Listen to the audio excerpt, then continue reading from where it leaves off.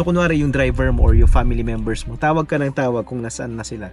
Hindi nila sinasagot yung mobile phone nila, ikaw na-stress. Hi guys, good evening. This is Key from EST Philippines. Kakatapos lang natin mag-install ng GPS tracker sa customer natin. Maraming nagtatanong sa akin kung ano nga ba yung purpose ng GPS tracker.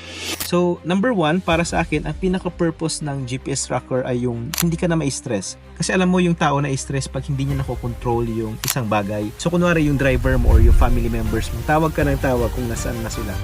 Hindi nila sinasagot yung mobile phone nila, ikaw na-stress. Pero pag may GPS tracker ka, isang click mo lang sa mobile phone mo, alam mo na kung nasaan sila. So yan yung kagandahan ng may EST GPS tracker. You can check anywhere, anytime yung exact location ng sasakyan mo. So kung ayaw mong ma-stress, I highly suggest na magpa-install ka ng GPS tracker. Pero syempre, kung sa amin ka bibili, mas masaya kami syempre kasi may install kami. So yun nga, if you want to have a peaceful life, magpa-install ka ng GPS tracker kasi it saves a lot of headache.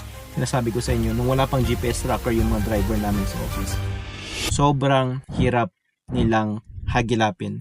Pero nung meron ng GPS tracker, wala. It saves a lot of time. Yung inis namin sa kanila, wala na kasi alam namin kung saan sila nakalocate at anytime, di ba? So yun lang.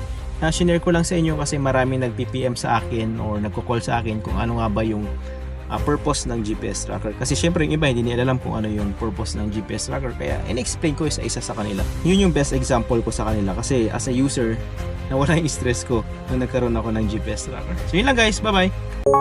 EST